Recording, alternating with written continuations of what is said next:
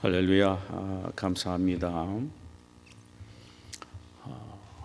우리 주께서 오늘 이 시간에도 우리 모두에게 말씀을 통해 은혜 주시기를 소원합니다. 오늘 우리가 함께 나누고자 하는 말씀의 제목은 여호와의 말씀을 쫓아간 아브라함이라는 제목이고, 본문은 창세기 12장 1절에서 9절 사이입니다. 인류 역사 속에서 아브라함처럼 많은 사람들의 이름이 기억되거나 또 그들의 입을 통하여 불려지는 사람도 없을 것입니다. 그래서 그를 믿음의 조상이라고 말합니다. 아브라함을 향하여 믿음의 조상이라고 부르는 것은 그가 믿음을 가진 최초의 사람이었다라는 의미도 아니요, 그가 믿음으로 구원을 받은 최초의 인물이었다는 의미도 결코 아닙니다. 아브라함 전에 믿음을 가진 사람들도 여럿이 있었습니다. 아벨과 에녹과 노아가 대표적인 인물들이죠. 이들 역시 믿음으로 구원을 받은 사람들입니다. 그런데 왜 아브라함을 믿음의 조상이라고 말을 합니까? 그것은 삶의 현장에서 믿음이 이런 것이다 라는 사실을 상세하게 우리에게 보여주는 최초의 인물이었다라는 의미에서입니다. 우리는 아벨과 에녹과 노아에 관한 믿음에 대해서는 잘 모릅니다. 왜? 성경은 상세하게 말하고 있지 않기 때문입니다. 단지 아벨은 창세기 4장 5절에서 제사드림을 통하여 그의 믿음을 나타내 보였다라고 말하고 있고, 에녹은 창세기 24장에서 하나님과 동행함을 통하여 믿음이 이렇다라는 것을 보여준 사람이었고, 그리고 노아는 창세기 6장에서 하나님의 말씀에 따라 120년을 한결같이 방주를 만들었다는 사실을 통하여 그의 믿음을 설명해 주는 것 외에는 상세한 설명이 없습니다. 그러나 아브라함은 그의 삶의 전 영역을 통하여 믿음은 이런 것이다, 실패를 통했을 때 일어나는 것을 보고 얘들아 믿음은 이런 것이다, 인간관계의 갈등을 통해서 그 갈등을 해결하는 모습을 보여주시면서 얘들아 믿음은 이런 것이다,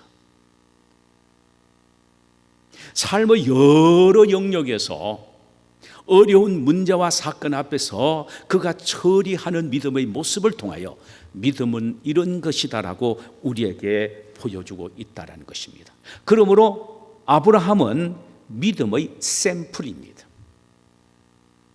그의 믿음의 발자취를 따라서 오늘날 우리의 삶의 현장에서도 그 어려운 문제와 사건들을 아브라함처럼 우리가 해결한다면 그것은 바로 믿음의 해결이요, 하나님이 기뻐하시는 믿음의 사람의 행위라는 의미입니다.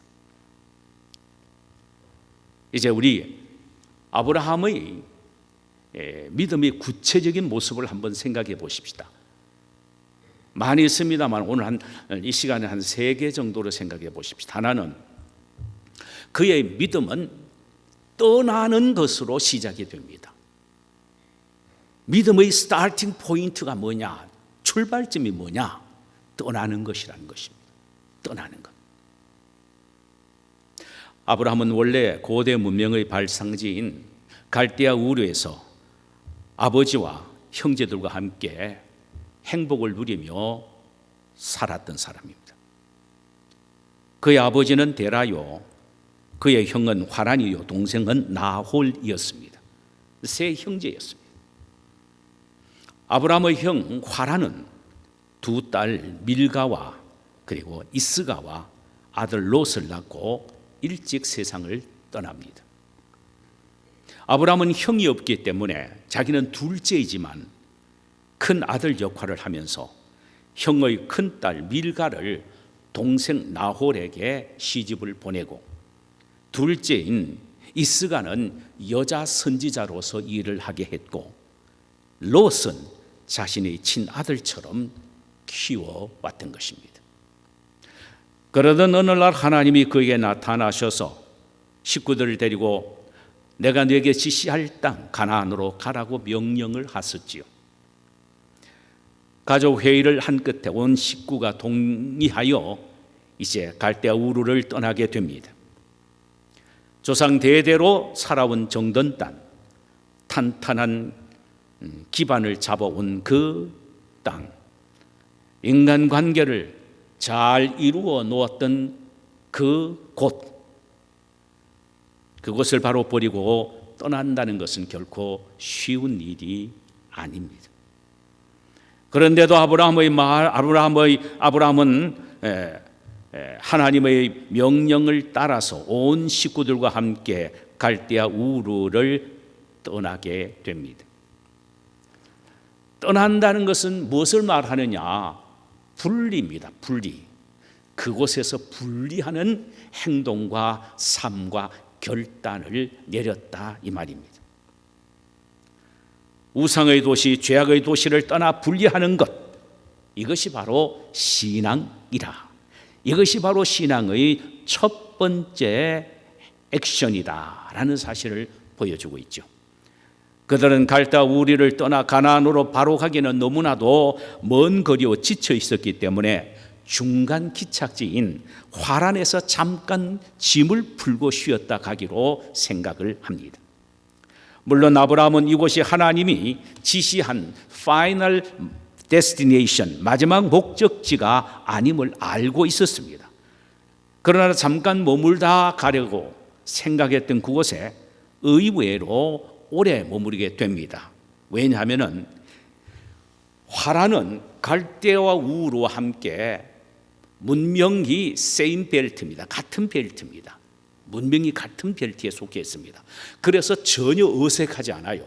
갈대아 우르에서 살았던 모든 생활 방식이 그대로 하란에서도 이어지기 때문에 아주 쉬웠습니다. 그래서 적응도 잘했고 하다 보니까 사업도 하게 되었고 돈도 많이 벌게 되었고 이웃의 친구도 생기고 잘 사귀게 되니까 결국은 머뭇머뭇하는 사이에 꽤 오랜 시간이 지나가게 됩니다.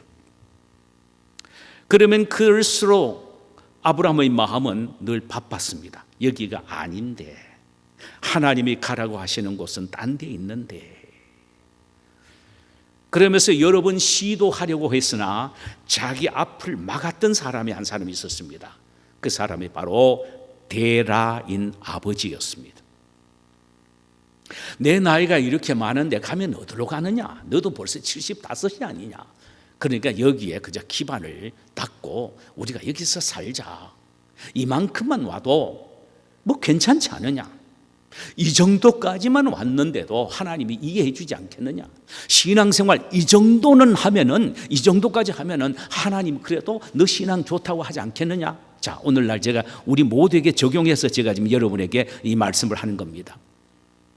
자, 신앙생활 이렇게까지 하고 이렇게까지 떠나오고 이 정도까지 포기하고 이 정도까지 삶을 분리하는 삶을 살았는데 여기에 뭐 또 요구할 게 뭐 있느냐? 이 정도만 해도 괜찮다. 하나님이 축복해 주실 것이라고 우리는 스스로 자위하는 그런 행동을 아브라함의 아버지 데라처럼 하고 있다는 사실입니다.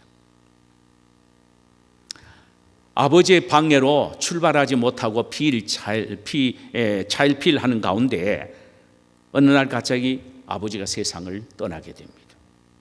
아버지가 세상을 떠나자마자 하나님의 음성이 들려졌습니다. 참으로 오랜만에 들려진 하나님의 음성입니다. 아브라함아, 너는 너의 고향과 친척과 아비의 집을 떠나 내가 네게 보여줄 땅으로 가라.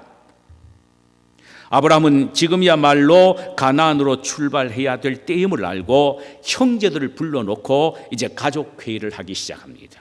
자, 우리 출발하자. 그런데 동생 나홀이 말을 듣지 않습니다. 형님, 우리는 여기서 살라고. 그러니까 형님 가정만 가시오. 머물겠다고 하면서 오지 않으려고 합니다. 더 이상 동생 나홀을 설득하지 않고 친아들처럼 키워온 형님의 아들인 롯을 데리고 아내와 자기에게 딸린 종들과 재산만을 가지고 가나안으로 출발하게 됩니다. 화란에서 가나안으로 떠난 것은 결코 쉬운 일이 아니었을 것입니다. 그것은 아버지 데라가 묻혀 있고 동생 나홀이 있고 삶의 기반이 있는 곳으로 그 모든 것을 포기하고 정이 들 대로 든 그곳에서 돌아선다는 것은 참으로 어렵고 힘든 일이었을 것입니다. 그러나 아버진 아브라함은 너는 너의 고향과 친척과 아버지 집을 떠나 내가 내게 보여줄 땅으로 가라고 하신 하나님 말씀 그대로 뒤를 돌아보지도 않고 하나님이 지시하신 미지의 땅으로 발걸음을 옮기게 됩니다. 이 사실을 오늘 본문 5절에서 이렇게 기록하고 있습니다. 아브라함이 그의 아내 사레와 조카 롯과 하란에서 모은 모든 소유와 얻은 사람들을 이끌고 가나안 땅으로 가려고 떠나서 마침내 가나안 땅에 들어갔더라. 이는 진정한 믿음이란 하나님의 말씀대로 고향 친척 아비 집을 떠나는 것입니다. 즉 지금까지의 모든 것에서 돌아서는 분리가 믿음이며 이것이 바로 믿음의 시작이라는 의미입니다. 사랑하는 여러분, 우리의 믿음이 바로 이런 것이어야 합니다. 지금까지 누려왔던 익숙한 세상적인 삶의 스타일과 가치관, 거기에서 돌아서야 합니다. 지금까지 즐겨왔던 세속적인 인생관을 포기하고 돌아서는 소위 분리하는 삶이 바로 믿음인 것입니다. 데살로니가 성도들의 신앙이 그러했습니다. 데살로니가전서 1장 9절에 보면은 이렇게 기록하고 있죠. 너희가 어떻게 우상을 버리고 하나님께로 돌아와 살아계시고 참된 하나님을 섬기는지라. 너의 믿음이 참 아름다운데 우상을 하루아침에 버리는 것을 끝나지 않고 돌아와서 하나님만을 섬긴다는 것입니다. 데살로니가 성도들은 바울이 전한 복음의 말씀을 듣고 즉시 우상에게서 돌이키고 하나님께로 돌아와 참된 하나님만을 섬겼다고 바울은 칭찬을 하고 있는 것입니다. 지금까지 익숙해왔던 모든 것을 버리고 온전히 하나님께 돌아와 섬기는 이것이 죄악된 세상을 떠나는 것이요 구별된 삶을 사는 참된 믿음이라는 말씀입니다. 사랑하는 여러분, 예수를 믿으면서도 아직도 옛것을 버리지 못하고 그대로 붙잡고 살아간다면 그는 세상과 구별된 온전한 믿음의 사람이 아닌 것입니다. 우리가 기억해야 될 것이 있습니다. 한번 하나님은 아브라함에게 갈대아 우르에서 떠나라고 하셨습니다. 화란에 와서 일정한 기간 동안 머무르고 있을 때 하나님은 화란에서도 떠나라고 하셨습니다. 분리하라 이 말이죠. 이것은 오늘날 우리에게 매일매일 삶에서 우리는 분리된 삶을 살아야 한다는 것입니다. 떠나는 삶을 살아야 한다는 것입니다. 오늘은 내가 세상과 짜가면서 세상과 즐겼던 삶이 무엇인가 생각하고 그것을 떠나기 위하여 노력하는 것입니다. 매일매일 순간순간 내 삶을 돌이켜보면서 떠나는 결단, 이것이 바로 믿음의 사람의 결단이라는 것입니다. 아브라함은 이렇게 했습니다. 우리의 믿음의 조상인 아브라함은 바로 매일매일 삶이 그는 결단하는 삶이었습니다. 떠나는 삶이었습니다. 분리되는 삶이었습니다. 두 번째로 아브라함의 믿음은 말씀을 쫓아가는 삶이었습니다. 그러니까 아브라함의 믿음은 말씀을 쫓아감을 통하여 나타내 보이셨다 이 말입니다. 4절과 5절을 보실까요? 이에 아브라함이 여호와의 말씀을 따라갔고 롯도 그와 함께 갔으며 아브라함이 하란을 떠날 때에 75세였더라고 기록하고 있습니다. 아브라함의 고향 친척 아비 집을 떠나라는 하나님의 말씀을 들었을 때 여러분 그 마음이 어떠했겠습니까? 그는 그곳에 오랫동안 사귀어 왔던 친구도 있었고 지금까지 혼신의 힘을 기울여서 일구어 놓았던 기업도 있었으며 일가 친척이 있는 잔뼈가 굵은 고향이었습니다. 더군다나 그의 나이는 이제 75세가 되었습니다. 사람이란 나갔다가도 늙으면 고향으로 다시 돌아와 어릴 때 뛰놀던 뒷동산에서 묻히기를 원하는 것입니다. 그런데 그 나이에 고향 친척을 떠나라니 도저히 이해가 가지 않았을 것입니다. 거기에다가 더욱 받아들이기 힘든 일은 갈 곳을 가르쳐 주지도 않으시고 무조건 떠나라고 하신 것입니다. 미리 갈 곳이라고는 알려주지도 아니하셨고 대충 어디로 가면 된다라고 사전에 언급도 해주지 않았습니다. 만약 그 모든 것을 알았더라면 그는 사전에 충분히 준비하면서 떠날 수 있었을 것입니다. 그러나 하나님은 아무것도 가르쳐 주지 않고 약도 하나 주시지 않고 무조건 가라고 하셨습니다. 이 말의 의미는 그저 하나님이 말씀하시니까 약도보다 더 귀중한 하나님의 말씀을 따라가라. 왜? 하나님의 말씀은 인생의 내비게이션이기 때문이라는 것입니다. 말씀만 따라가라는 것입니다. 여러분 같으면 어떻게 하실 것 같습니까? 하나님, 어디로 가야 합니까? 약도를 좀 손에 쥐어 주십시오. 이렇게 묻고 싶지 않으시겠습니까? 아브라함은 그러지 않았습니다. 하나님이 말씀하신 그 말씀만 붙잡고 따라간 것입니다. 반대로 조카 롯은 아브라함을 따라간 것입니다. 아브라함은 하나님의 말씀을 쫓아갔고 롯은 인간 아브라함을 쫓아갔던 것입니다.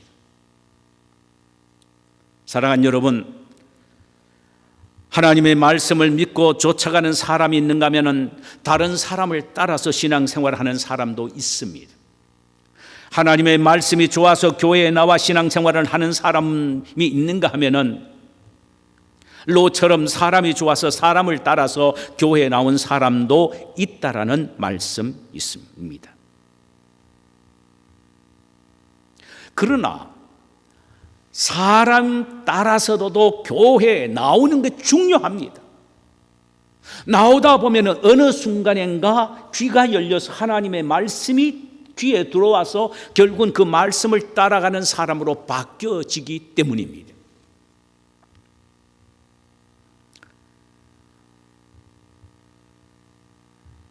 소위 하나님의 말씀을 듣고 따라가는 하나님의 자녀로 변화되어야 하는데 이 변화되는 기간이 어떤 사람은 빠르지만 어떤 사람은 굉장히 오래 걸릴 수도 있습니다.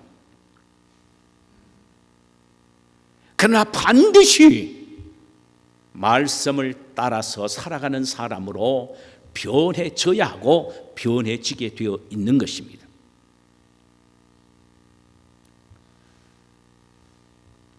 창세기 12장에서 롯은 사람인 아브라함을 쫓아갔다라고 했습니다. 그런데 창세기 13장에 보면은 그가 아브라함과 헤어질 때가 오는 장면이 나옵니다. 헤어집니다.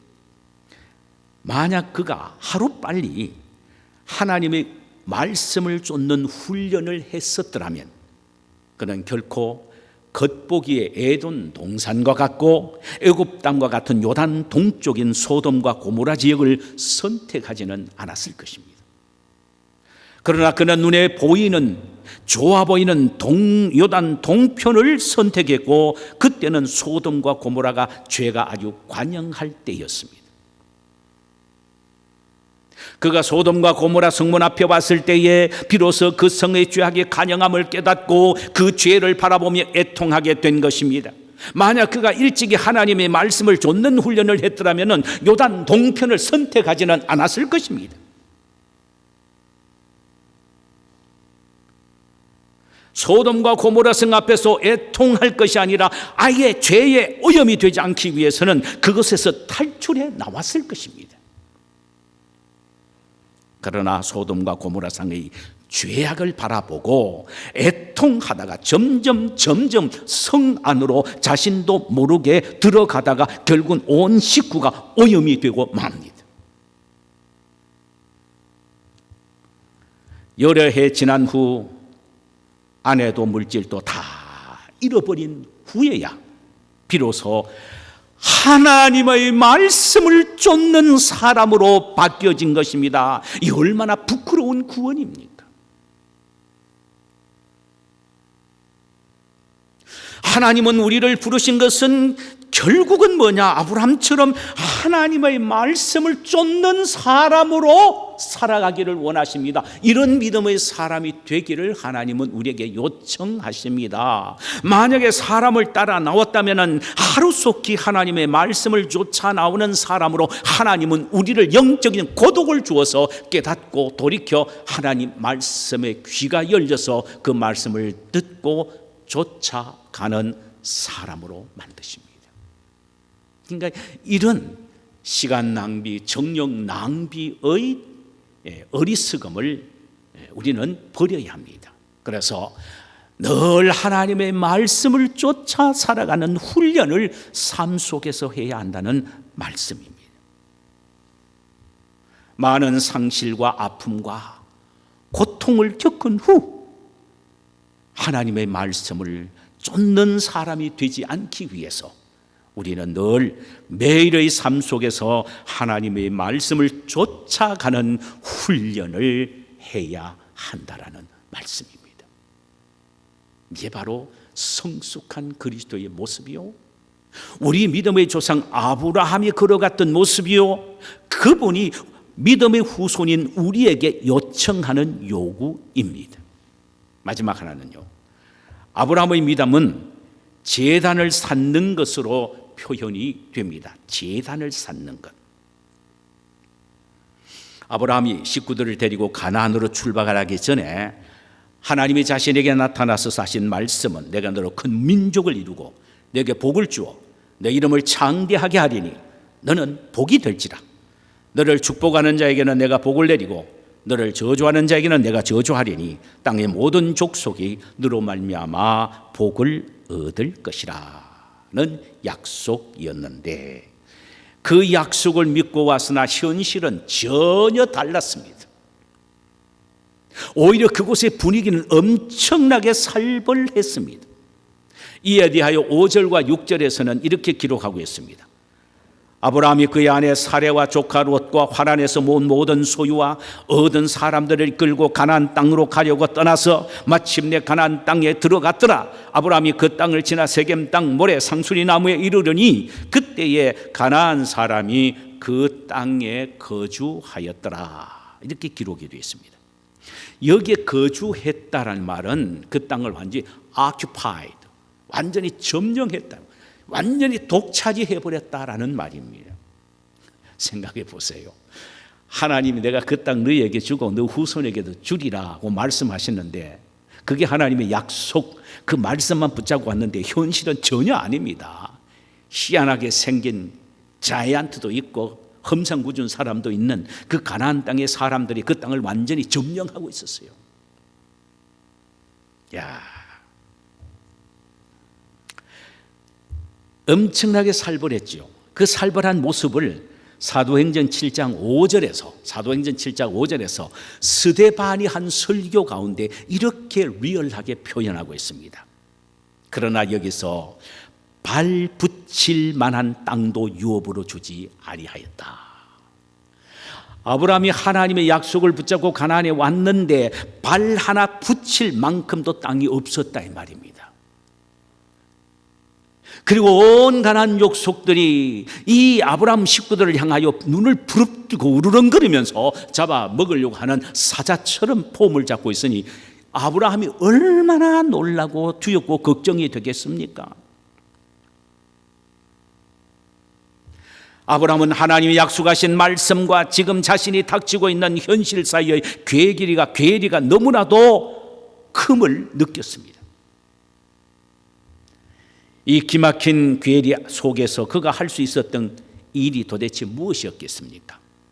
아마도 보통 사람 같으면 하나님 이럴 수가 있습니까? 나를 여기까지 데리고 와서는 아예 나를 저들에게 삼켜 먹히도록 내버려 두신단 말입니까? 하나님 진정 살아 계십니까? 나에게 증거를 보여주세요 하면서 원망 내지 항변을 할 것입니다. 그런데 아브라함은 이런 절망적인 상황에 어떻게 처신했는지 우리는 오늘 본문을 통하여 보여주고 있는데 7절을 먼저 보십시다. 여호와께서 아브라함에게 나타나 이르시되 내가 이 땅을 내 자손에게 주리라 하신지라. 자기에게 나타나신 여호와께 그가 그곳에서 제단을 쌓고라고 했습니다. 똑같은 말씀을 여기 와서 또 하십니다. 지금 보세요. 발 하나 디딜 만큼의 땅도 없는데 하나님이 하시는 말씀이 야 내가 이 땅을 너와 네 후손에게 주리라. 그 말씀을 듣고 아브라함이 한 믿음의 반응을 보세요. 무엇이었습니까? 제단을 쌓는 일이었습니다. 이때 그의 행동으로 나타난 믿음의 반응은 제단을 쌓는 일이었습니다. 다시 말하면 예배 드리는 일이었단 말입니다. 가나안인들이 험성궂은 얼굴로 쳐다보고 있는 그 속에서 발붙일 틈도 없는 바로 그 나그네가 잠깐 쉬어가는 모래 상수리 나무 아래에서 그는 제사를 드렸습니다. 예배를 드린 것입니다. 그래도 그는 두려웠습니다. 그들의 위험이 너무 심했습니다. 위협이 너무나도 심했습니다.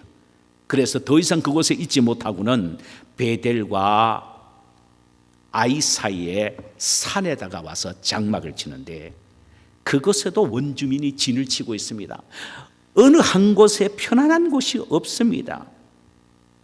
여러분 그곳에서도 이 아브라함이 취한 믿음의 반응이 뭔지 아세요? 8절 보십시다. 거기서 베델 동쪽 산으로 옮겨 장막을 치니 서쪽은 베델이요 동쪽은 아이라. 그가 그곳에서 여호와께 제단을 쌓고 여호와의 이름을 부르더니라고 했습니다. 7절에서는 내가 이 땅을 내 자손에게 주리라고 하신 말씀을 붙잡고 제단을 쌓았다라고 말했으나 8절에서는 여호와 이름을 불렀다고 했는데 이는 너무나도 두렵고 겁이 나서 답답해서 하나님 앞에 소리치며 기도했다는 말입니다. 이게 아브라함의 모습입니다.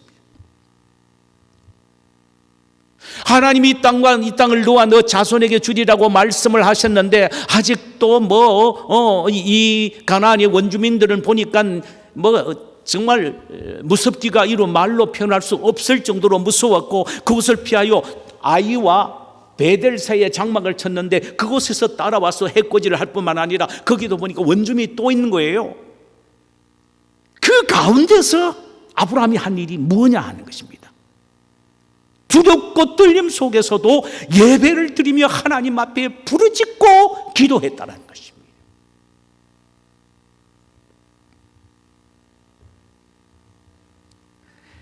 이것이 바로 그리스도인들의 어렵고 고통 속에서 하나님 앞에 취해야 할 믿음의 반응이라는 것입니다.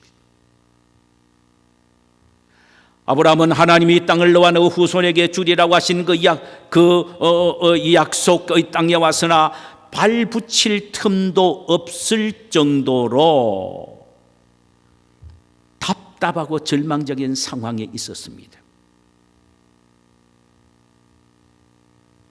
그러나 그가 그 어려움 속에서 탈출하고 헤어나올 수 있는 게 뭐냐? 바로 예배라는 사실을 깨달았습니다. 여러분, 이게 바로 오늘날 우리에게 주시는 믿음의 정도입니다.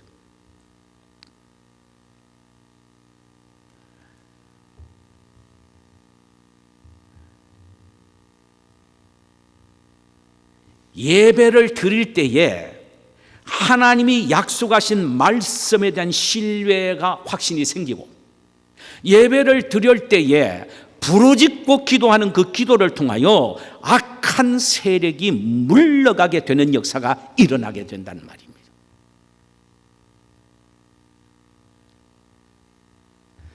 그러므로 우리 그리스도인들은 예배의 승부를 걸어야 합니다. 예배는 장벽을 무너뜨리고 예배는 흉악한 결박에서 우리를 풀어주기 때문입니다. 사무엘상 7장에 보면은 사무엘 선지자 때에 블레셋 군인들이 온통 침공하여 이스라엘 전체를 에워쌉니다. 모두 다 이스라엘 땅은 다 빼앗기고 미스바만 조금 남겨졌습니다. 그 절박한 상황에서 선지자 사무엘은 온 백성으로 하여금 미스바에 모이라고 했고, 젖먹는 어린 양 하나를 가져다가 온전한 번제를 여호와께 드리면서 부르짖기 시작했습니다. 이는 절망적인 상황에서 하나님께 온전한 예배를 드렸다는 말씀입니다. 바로 그때 하나님 그 예배를 받으시고 블레셋 군대에게 큰 우려를 바라시며 그들이 아군과 적군을 구별하지 못하게 하여 좌충우돌하게 만드십니다. 바로 이 상황에 이스라엘은 본연이 일어나서 그들을 공격하여 백갈 아래까지 추적하여 쳐서 모두 몰살시킵니다. 사무엘이 돌을 취하여 미스바와 센 사이에 여호와께서 여기까지 우리를 도우셨다라는 에벤에셀의 기념비를 세우게 되지요. 예배가 거대한 블레셋이라는 장벽을 무너뜨리는 힘의 원천이 된 것입니다. 사도행전 16장에 보면은 바울과 실라가 빌립보 지방에서 복음을 전하다가 잡혀 손에는 수갑에 발에는 채꾸가 채워져 애매하게 지하 감옥에서 고통을 당해 있었습니다. 그러나 한밤중에 그들은 낙심하고 좌절하지 않고 하나님 앞에 같이 무릎을 꿇고 예배를 드리기 시작합니다. 그들이 찬양을 부리고 그들이 기도를 드렸을 때 하나님께서는 그들의 기도와 찬양과 예배를 받으시고 옥토가 흔들리며 손과 발을 묶고 있는 수갑과 착고가 끌어져 옥문이 젖어져 열리게 되는 그런 기적을 일으켰습니다. 예배가 그런 기적을 낳게 한 것입니다. 오늘날에도 예배를 드리는 가운데에 길이 열려지게 된다는 사실을 알아야 합니다. 오늘날에도 우리가 예배를 드리는 가운데 난침병과 불치병에서 낫게 되는 기적이 수없이 일어나는 것을 우리는 많은 간증을 통하여 들을 수가 있지 않습니까? 아브라함은 메뚜기처럼 덮인 가나안 원주민들을 바라보고 절망하고 있었습니다. 그러나 그것으로 끝나지 않았습니다. 하나님 앞에 무릎을 꿇고 예배를 드리게 되니까 그의 눈에는 가나안의 원주민이 보이지 않고 온통 전 땅이 하나님이 자신에게 주어주신 유업으로 보여지게 된 것입니다. 하나님은 오늘날 우리에게도 믿음의 후손인 너희들도 나와 같은 믿음을 가져라. 삶의 환경이 아무리 어렵고 절망적이다 할지라도 거기에 사로잡히지 말고 하나님 앞에 예배로 승부를 걸어라. 그리하면 그 예배가 너희들로 하여금 다시 일어나고 회복하게 만들 것이다. 할렐루야. 우리는 현실적으로 일어나는 모든 문제와 사건을 해결하기 위하여 예배의 승부를 걸어야 합니다. 왜냐하면 예배 속에서 회복과 치유의 역사가 있기 때문입니다. 실패하면 할수록 더욱더 예배에 정열을 쏟아야 합니다. 예배 속에서 재기의 힘이 있기 때문입니다. 그래서 예배에 성공하는 자는 모든 것에 성공하는 것입니다. 말씀을 믿겠습니다. 믿음의 조상 아브라함의 믿음은 갈대아 우르와 화란을 떠나는 것으로 표현이 되었습니다. 이것은 분리입니다. 매일매일 매일매일 삶 속에서 세상과 분리되며 자신의 죄된 삶의 습관과 가치관과 인생관을 늘 분리하면서 살려고 몸부림을 쳐야 한다는 말씀입니다. 아브라함은 하나님의 말씀을 쫓아가서 가나안으로 향했습니다. 우리 역시 사람을 따라서 신앙생활을 하는 것이 아니라 철저히 하나님의 말씀을 따라서 신앙생활을 해야 합니다. 아브라함은 그 어떤 환경 속에서도 예배를 통하여 자신의 믿음을 보여주었듯이 우리 역시 살아있는 예배에 승부를 걸어야 합니다. 그때에 하나님은 예배를 통하여 우리에게 기적과 치유와 회복의 역사, 승리의 역사를 주실 것입니다. 이런 축복이 우리 모두에게 있기를 주님의 이름으로 축원합니다. 자, 우리 찬송 한 장 부르실까요? 545장입니다.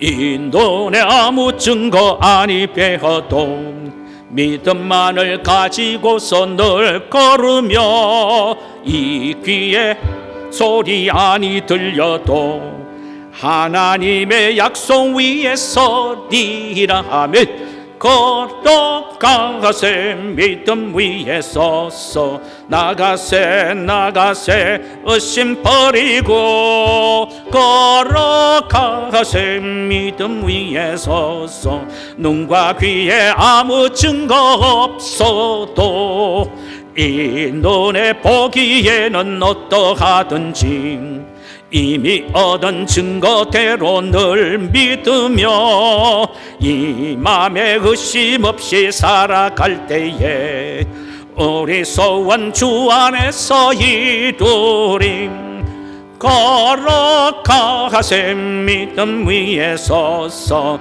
나가세 의심 버리고 걸어가세 믿음 위에 서서 눈과 귀에 아무 증거 없어도 주님의 거룩함을 두고 맹세한 주 하나님 아버지는 참 이쁘다.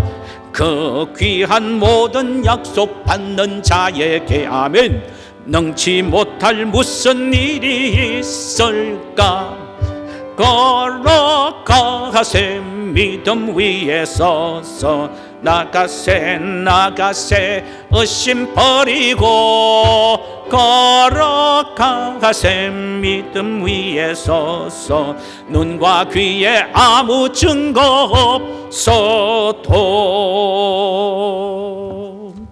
우리 시간에 다 함께 눈을 감고 한번 기도드립시다.